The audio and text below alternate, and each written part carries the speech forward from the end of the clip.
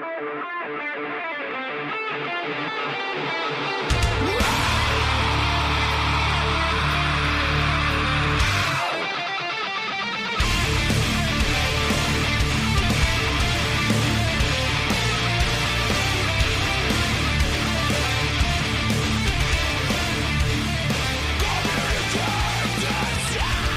right, here we go. Today is Sunday, July 29th, 2018, and this is episode 223 of the Defensive Security Podcast.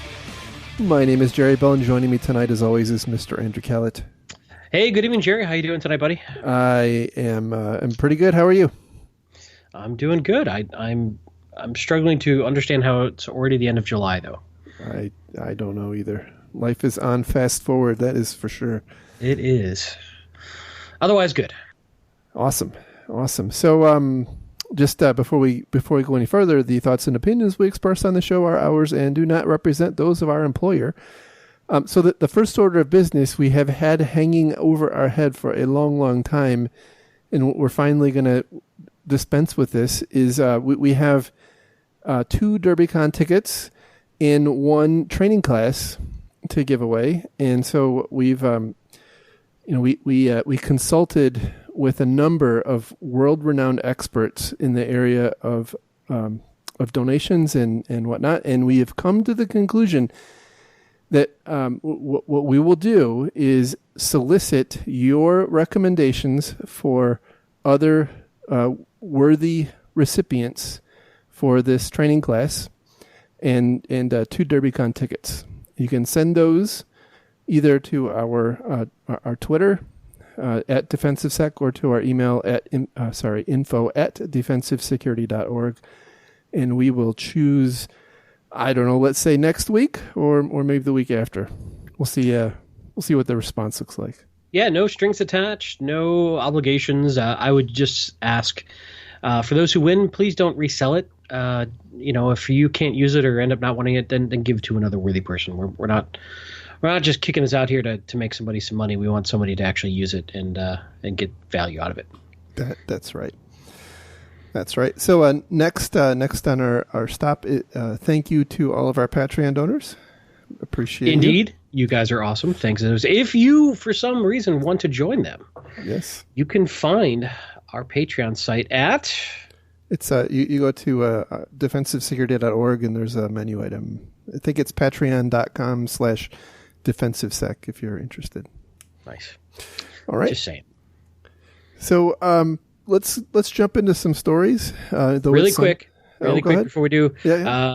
DerbyCon, speaking of which, I got selected to speak at, which I'm very honored and a little afraid of. So I'll be speaking at DerbyCon this year. That's pretty awesome. So what's your topic? Are you at liberty to say yet? I can share it. It's an updated version of the talk I gave in Columbia on shifting our mindset of defense from purely technical to psychological. So, the concept of a lot of attacks against our users and our organizations have psychological components, and how do we start thinking about that in terms of how we set up our defenses and think about protecting our companies. So it's a talk I gave in Columbia earlier this year, and that was the first time I gave it, and this is version 2.0 that I'm going to be doing updates to, and I am very, very pleased and honored and humbled that they selected my talk. So, hey, hopefully I won't have an empty room. So if you're at DerbyCon, please come to my talk so I'm not alone. It's NG. Right, it's your talk. Right, next gen. Yes, absolutely. Yes. Yeah, good. You're correct. With cloud AI integration. I would expect nothing less. Yeah, that's pretty table stakes these days, isn't it? That's right. And you're going to be there too, right? I will be there. I am not. Okay. I'm not speaking, but I will be there. Absolutely. So you're going to be mute the entire conference. Well, okay. Yeah, you got me there. Yeah. So, anyway. Let's go ahead and get into stories so I can get back to work on a Sunday. Yeah. All right. So we have a number of hand-selected, wonderful cybersecurity articles for you this evening. The first one comes from the straitstimes.com, and the title is Personal Info of 1.5 million SingHealth patients, including Prime Minister Lee stolen in Singapore's worst cyber attack. And, there's actually no real details about what actually happened other than the data wasn't altered. And apparently, allegedly, the Prime Minister himself was, I guess, a target of interest of the adversaries. But I thought the response to this was pretty interesting. So SingHealth blocked internet access for all of its 28,000 workers, and apparently other healthcare institutions in Singapore are doing the same. So that was an interesting reaction. Yeah, about the only detail they gave is that somebody's workstation was breached, and that's how they pivoted into a database. Right. And so I guess they felt that this was somehow some sort of browsing or issue. Batten down the hatches. Yep. So anyway, it's I assume that this was part of their their response plan to implement that kind of control. But in some respects, I'm often frustrated when I see things like this because it feels like, it feels like trying to paint the barn after it's burned down. Yeah, in other words, turning off everybody's internet access because one box got popped. Well, I mean, if they clearly haven't told us what's going on, I'm assuming they know. I'm assuming they know what the compromise route was, and maybe this is their way of triaging while they get key patches out or something. I don't know. Plug the hole in the dam while you shore it up, a kind of thing. I wish we had some more detail. It is. I mean, it does feel like a pretty brute force response. But I mean, effective though. Probably effective. All right, so moving on to our next story. This one comes from bankinfosecurity.com, and the title is LabCorp Still Recovering from Ransomware Attack. And when I first read this, I thought, gosh, didn't LabCorp go out of business? And no, in fact, that was LabMD, not LabCorp. Ah, yes. Yes. Right. Yeah, so LabCorp is still alive and well. They are, I think, the U.S.'s largest medical testing provider. And so they filed a special 8K with the U.S. Securities and Exchange Commission, citing that they had detected suspicious activity on their networks the weekend of July 14th. They didn't specify, but apparently some inside sources of the reporter here at LabCorp indicated that this was apparently a SamSam attack that was delivered via, drum roll please, an RDP attack. So brute force on a internet exposed RDP server, and then the attacker used that to push the malware to quote thousands of systems and several hundred production servers. So I want that's healthy. Yeah. I want to just take this time and say, please do not expose RDP like that to the internet. Please. Right. So based on that population count that was compromised, I've got to assume that some domain credentials were popped, domain admin credentials, and that allowed the spread. Yeah, it's pretty clear that's exactly what happened.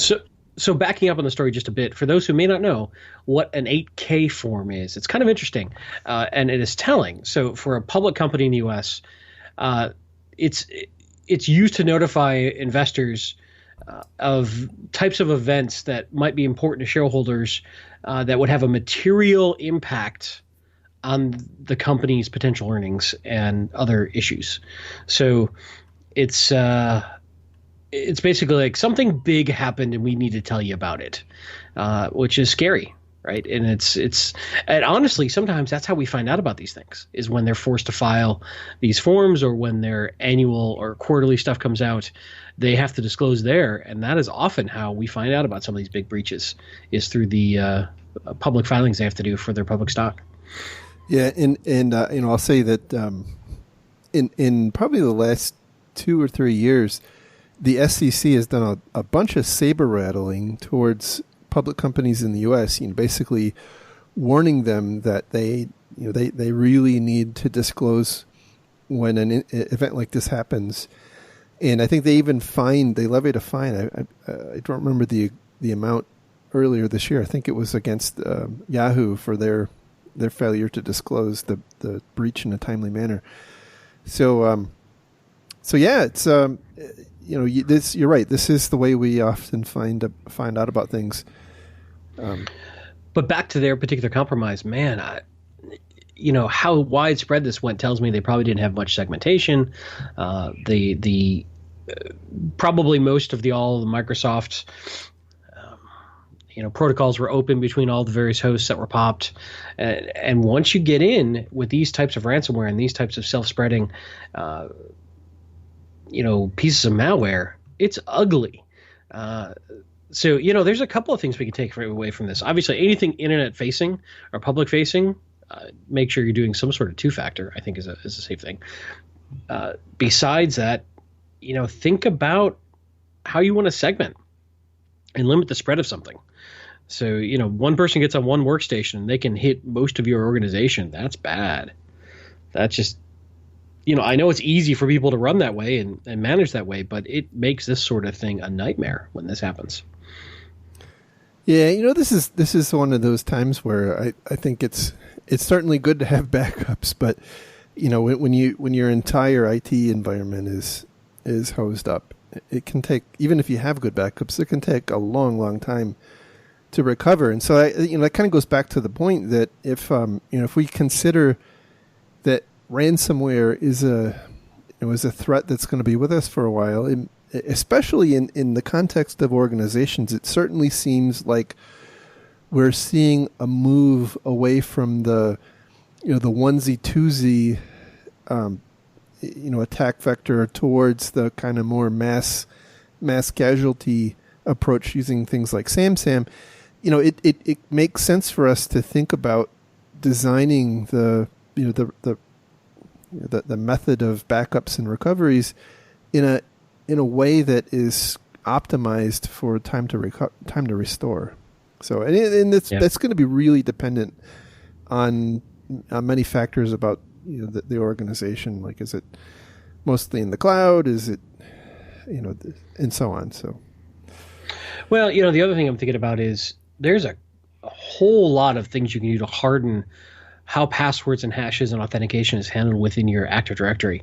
And a lot of organizations may not be doing that or following some of the latest ways of hardening that. So take a long, hard look at how your AD creds and authentication is functioning in your organization. And there's a ton of good documentation out there from Microsoft about mitigating all the common attacks and making it a lot harder for people to grab hashes, grab passwords, and then use them and replay them throughout the organization. So something to think about. Yeah, and definitely turn off those open RDP servers. That's it seems like that is an epidemic problem. All right, that or TeamViewer. TeamViewer is another one. Although I haven't seen TeamViewer popping its ugly head up in breaches lately, but I'm sure it's happening somewhere. All right, so moving on to our next story. This one comes from SecurityWeek.com, and we need to have like a marketing fluff warning, and if we did that, you would be hearing that right now. So this is a study by Carbon Black. It's written in cooperation or based on an interview with someone from Carbon Black, so it's highly Carbon Black centric, right? But title here is "A Cyber Axis of Evil is Rewriting the Cyber Kill Chain." That's an amazing title, by the way. I'm going to need a moment to process that level of buzzwordiness. That is one heck of a title. That is. Wow.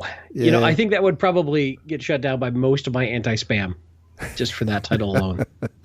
Yeah. Well, so it's a very long article that I think could probably be summarized in like 2 or 3 bullet points. Number one was you need to especially when you are engaged with an APT style adversary. You need to develop more silent hunting techniques. You need to be aware that more of these adversaries are implementing secondary C2 or secondary command and control channels, sometimes on a sleep cycle, which, by the way, says it kind of reinforces something that we've talked about a lot. When you have a compromised system, the only way to be sure is to rebuild. Non-ransomware data destruction is becoming a thing.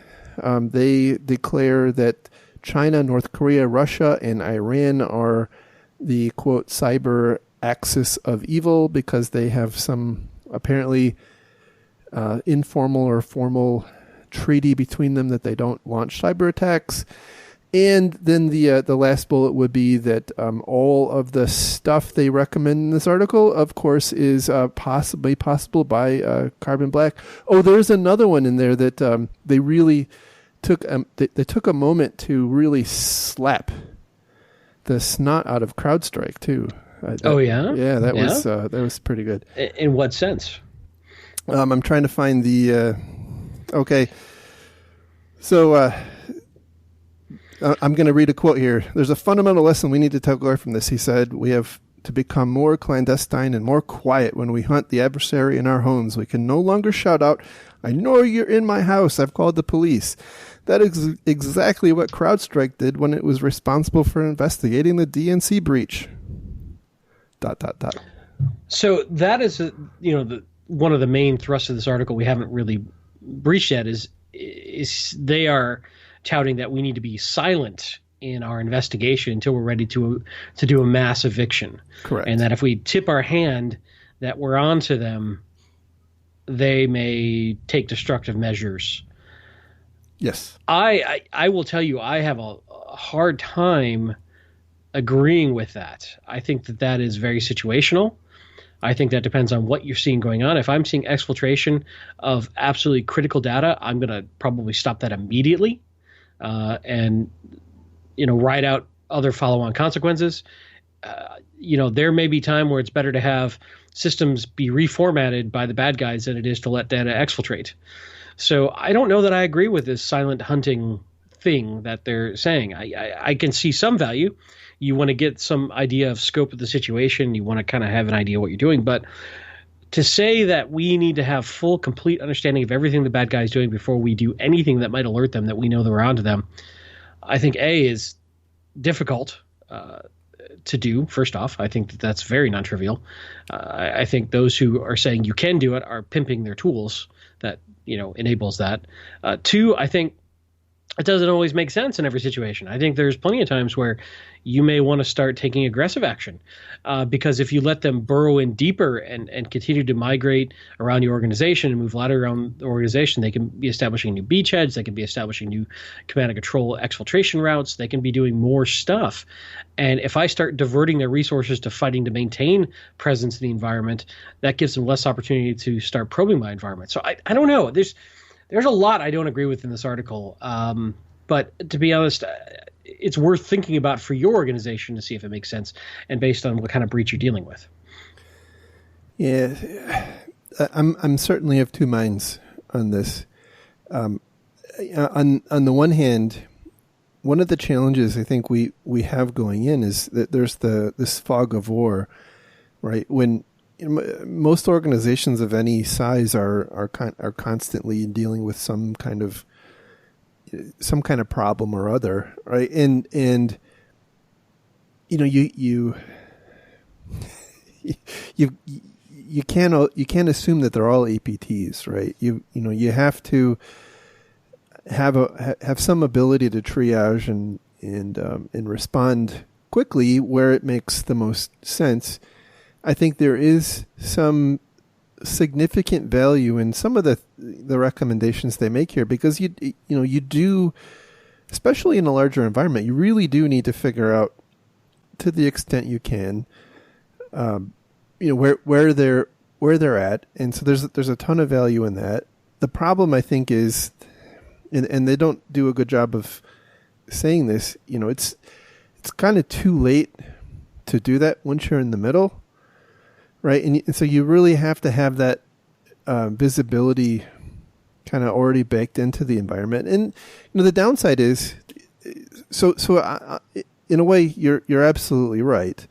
If you see something bad going on, you want to stamp out the fire, no question. The problem is, if you do that, and the point of this article is that in the process of doing that, they're going to go quiet, right? And you're going to be kind of in a position where you only know what you've seen, and so you're gonna kind of be forced to go and remediate what you know, but you're probably not going to have you had the luxury of and time to see all the places they've been in your network. Now, the flip side of that is, even if you are silent, there's no guarantee that you're able to see all that stuff anyway. So it's I don't think there's a perfect answer here, right? And I certainly think that from their perspective, they're providing tools that enable that kind of thing, and so whatever. But this is a tough problem, and I think a lot of organizations that have suffered with this, can appreciate the struggles here. But again, I think we've talked about this, I think, over the years. This is kind of comes down to a fundamental management philosophy that each organization has to, assess on their own. Are you an organization who's going to, put the tourniquet on right away, or are you an organization that's going to ride it out, look and try to really understand what's going on, and that takes that takes strong leadership either way, right? Because there's consequences either way you go, right? And that I don't think, by the way, is something that should be decided in the incident response team or by the CIO. I mean, this is like a very senior level management strategy discussion. And ideally determined up front before you're in the middle of a crisis. Yeah. Yes. Yeah. As with Making most a of this, decision right? Yeah, on the fly is usually not the best way to do it. Exactly. But it's also hard to predict every outcome, right? Plans rarely survive contact with the enemy. It's good to have plans, but sometimes they may not follow your expectations. Yeah, correct. And as I was rightly corrected in the past, it was Mike Tyson who said everybody has a plan until you get punched in the face. Yes. Right. And Mike Tyson was the guy who runs the chicken place down in South Is that Georgia, the one you right? got into a fight with the other day? And he punched you? Yes. Yeah. Yes. Anyway, so moving on to our next story. This one comes from Ars Technica. The title here is $1 million heist on Russia bank started with hack of branch router. Wow. Yeah, so there's a truth in advertising named group called the Money Takers, which I think is just a phenomenal name for a group that steals money from banks. Pretty, I would say, unsophisticated entry point. They apparently are attacking vulnerable, Soho type routers that banks have set up at their branches. Sure. And then the in grand fashion, right? The bank has apparently set up VPN tunnels from their central office to each of the branches, terminating that VPN on this router, and so the attacker is able to, kind of get back into the bank's main network via this compromised router, and apparently I guess nobody segments anymore. That must be like old, outmoded stuff. I mean, that's all I can tell. Is yes. So the attackers apparently were able to get access to this this I guess it's like it's almost like, to me it sounds like a Swift terminal, but it's something. It's called the Automated Workstation Client of the Russian Central Bank, and it's a terminal apparently they used to move money around, and so they stole about $1 million, and this is just one one event of many, and apparently they've gotten quite a look. They just were exposing the bug, and they self-fulfilled the bug bounty. Yeah. So look at how much time they saved on the paperwork. Look how much time they saved on all. Look, they were just cut out the middleman, right? Full service bug bounty pen testers. They just cut the middleman right out. It makes good sense. So once they got in, apparently they made use of the highly sophisticated APT style attack of using PowerShell / fileless. So I guess, by the way, if you hear fileless malware, that apparently now means PowerShell. That is it doesn't mean only that. That is that is common, yes, but it just means that there's no actual file being written to a hard drive. It just stays resident in memory. Yeah, I know. I'm just saying that in all of these articles that they equate the two. But our listeners depend on us to give accurate information, Jerry. Fair enough. I apologize if you were not able to detect my sarcasm in that comment. You got to use the sarcasm font. All right. All right. So no, I hear you though. Yes. So really, by leveraging PowerShell, it does have a file. It's just a signed and approved file called PowerShell. Yeah. Correct. Now I'm just losing it. Yeah. So anyway, I think this kind of goes back to kind of fundamentals, right? We've talked about this too in the past, that a lot of these kind of obscure, sophisticated attacks happen as a result of just kind of sloppily designed IT. Yeah, or not. I would say also, or potentially budget saving, right? The line between sloppy IT and budget saving is really fuzzy. It's true. I know something else that's budget valued and sloppy, but we're not going to talk about that. Oh my goodness. Thank you. Yes. So anyhow, when you think about that, right? If you're an organization, whether you're a bank or not, right? Every one of these every one of these nodes is a place you have to defend, and especially if you are allowing kind of free and clear access back into your home office, first off, that's probably not a winning strategy, but likely very common. But it is obviously very common. So again, I think that. This is one of those things where another example where a little bit of forethought in designing and laying out networks and segmentation will save a lot of pain. Yeah, I would agree. It may cost a little more money, but yeah, I agree. Yeah, and and by the way, like that takes away, if you design the IT right. We get out of the rat race of, oh my gosh, is it we moved from file based malware to fileless memory injected PowerShell attacks. That's an arms race that is crazy to keep playing. Like I think we've got to get back to fundamentally designing IT better, and whether that's green screens and mainframes. Well, yeah, that is actually what I was thinking, right? All I'm saying was there were not phishing emails were not successful when we were using, Elm and Mutt and Pine to read our email on a green screen. I'm just saying, right? Yeah, I mean, I'm trying really hard to find some flaw in your logic, but I'm having trouble. Yeah. Now, how many times have you heard of like links getting owned? Like,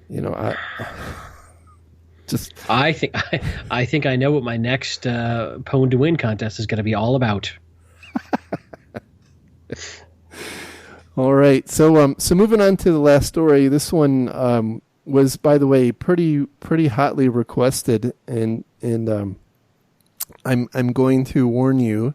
It's a highly political story here in the U.S., and I'm kind of looking at it more from the perspective of the interesting security aspect and not the political aspect. So yeah, as a rule, we don't typically talk any sort of politics on this show. So there's a reason why you don't hear us talk about this much at all, because it gets so political, and we typically shy away. But as you said, Jerry, there's some really good, juicy technical info in here.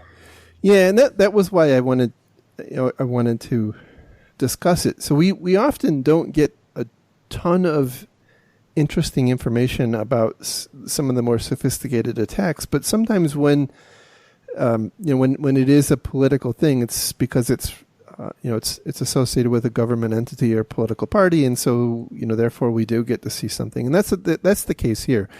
So of course I'm talking about the recent announcement of charges by the U.S. against 12 Russian intelligence officers for allegedly hacking into the Democratic National Committee back in 2016.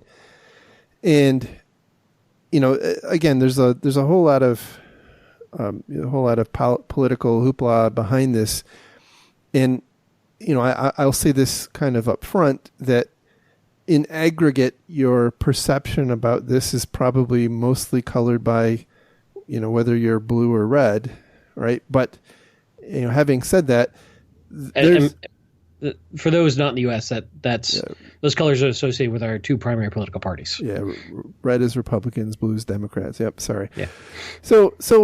But there certainly is quite a lot of political insinuation in the actual indictment. But there's also a lot of, what I assume are much more firm and hard facts, or at least they're presented as such, and that's what I wanted to discuss. So, for the record, this particular article came from Bleeping Computer. Yes, and it's U.S. charges 12 Russian intelligence officers with for hacking the DNC and running DC leaks. But we pretty much ignore the article and go straight to the indictment that they link to. So yeah, exactly. And the indictment's not actually that long, and a lot of it, I think, is actually talking about some of the back and forth discussions about who contacted who, asking for information about the campaign.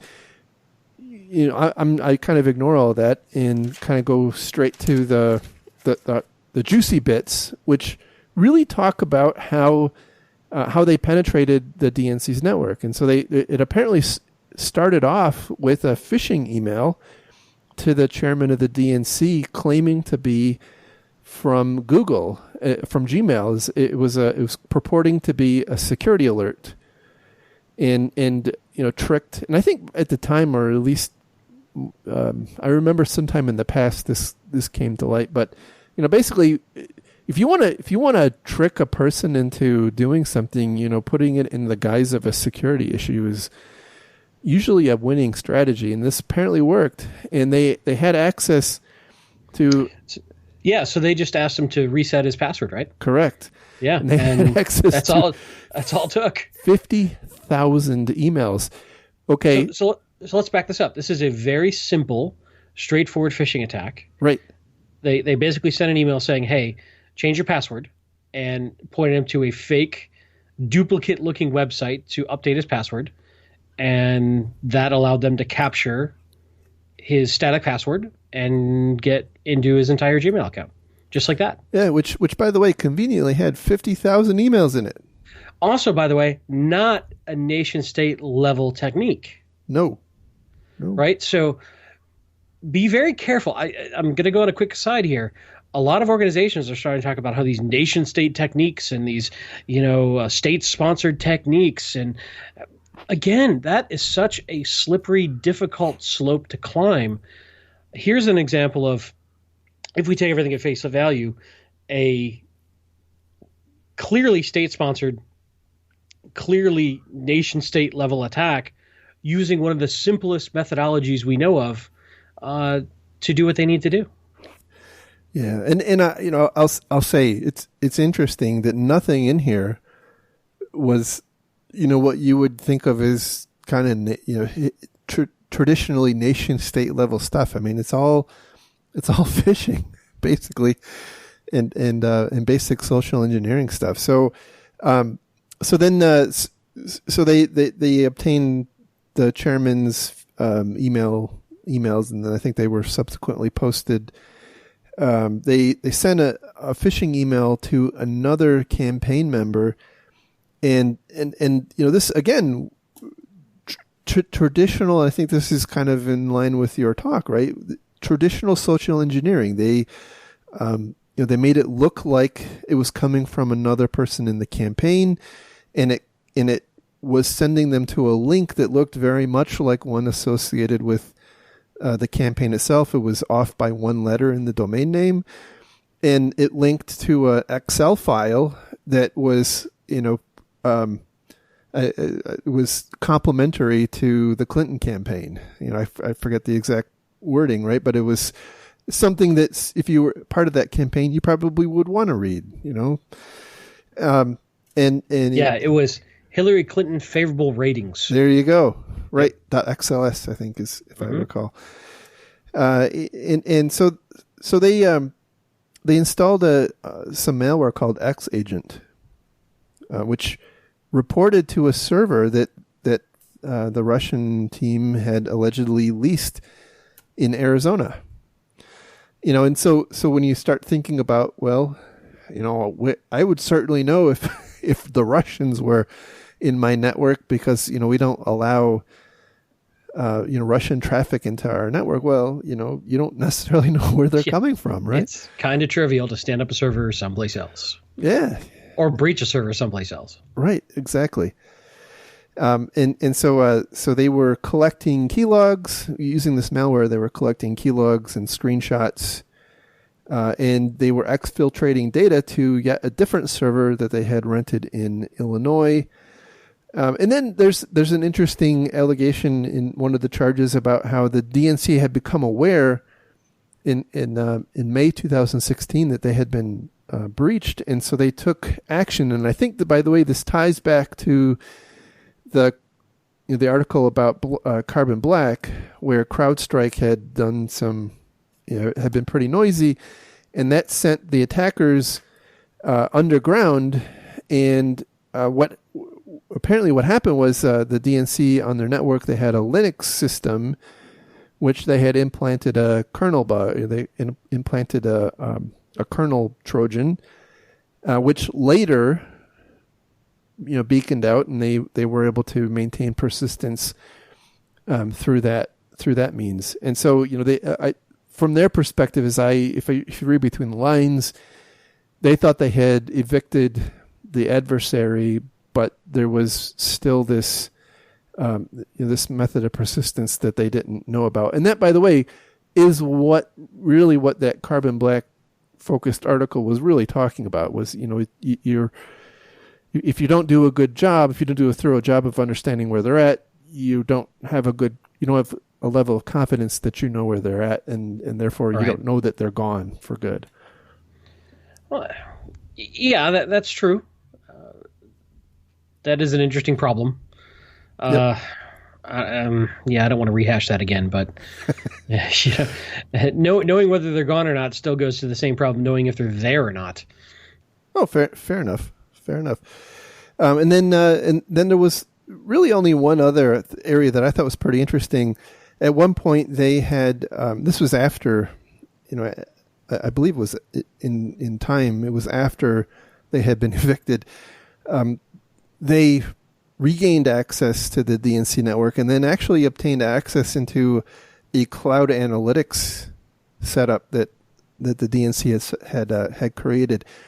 And the way they copied the data out of that was pretty interesting. They actually used the snapshot functionality that the cloud provider offered, so that they weren't actually dealing with the live instance of the data. They snapped a clone of the database, and then they copied the clone. And so from the perspective, even if we were watching that live system, you probably wouldn't have detected that somebody underneath had snapped a clone unless you were actually watching the AWS. I'm assuming it's AWS. If you were watching the account. That is pretty clever. That is very clever. So again, point is, it's nothing in this is really that sophisticated. I mean, you could do all this stuff with Kali Linux, right? And Jerry knows because he's actually the DNC hacker. I'm kidding. That's a joke. Yeah. Please don't arrest my co-host. So yeah, and the rest of the indictment talks a lot about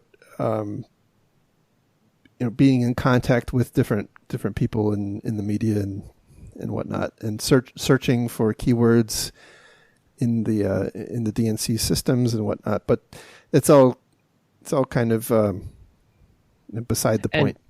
It's easy to say, hey, this would have stopped it because we know in hindsight what the attack vector was. Interesting thing on that is, let's say we could say, hey, if he'd only used two-factor authentication, he could have stopped the initial attack. Yeah, that's true. However, that's also assuming that the bad guys never try something else. The bad guys only have to be as smart as what works. But either way, hey, use two-factor authentication. Yeah, absolutely. I mean, it certainly helps, and I think you're right, especially if you are in the sights of a nation state who. I mean, very, very likely they probably would have found some other equally pedestrian way to get, to accomplish their goals. I think that in my view, the most important thing, especially about a crew like this, is the P in the APT. It's not that they're super advanced. It's just that that's their job, apparently. Yeah, you don't have to be. This is my frustration whenever companies are playing this get out of free card of, it was really advanced attack. Must have been a nation state. They don't have to be all that advanced, and they still work. Correct. Right. So anyway, that doesn't solve the problem. Anyway, it's an interesting read. It gives you some insight into the activities of one of the more quote sophisticated threat actors. Again, not all that sophisticated, right? So, and by the way, I suspect that if it were more sophisticated, we may not actually be reading about it because, there may be tradecraft in there that people don't want to become public. I don't know. Well, and this is the one thing I was going to say too, is the problem with this entire thing is that when you're dealing with nation level diplomacy, you never know. We go back to looking at the Cold War. You never know what in here is purposefully in here as what's the word I want to use? A statecraft level communication or maneuver that has very little to do with reality, but has to do with what the State Department or whomever the administration wants to send, what message they want to send to Russia, and yeah, blah, blah, blah. But at the end of the day, the techniques in here are still interesting. They're valid. They're plausible, and they're worth thinking about. And, it's stuff that we need to know about to defend our networks. Yeah, exactly. And, this is the kind of stuff that non-state actors are using too. So, from that perspective, I thought this was really interesting as to take as a learning case. So indeed, read it, think about what it means for your group. There's probably some some lessons in here that are worth pondering. So anyhow, that is the show for this week. I do apologize for not doing one last week. Last weekend, my son was getting his Eagle Scout award, so that was took up a lot of time last weekend. You and your priorities are way out of whack. I know. But that is pretty awesome. Congrats to him. Thank you. I'm very proud. Mm-hmm.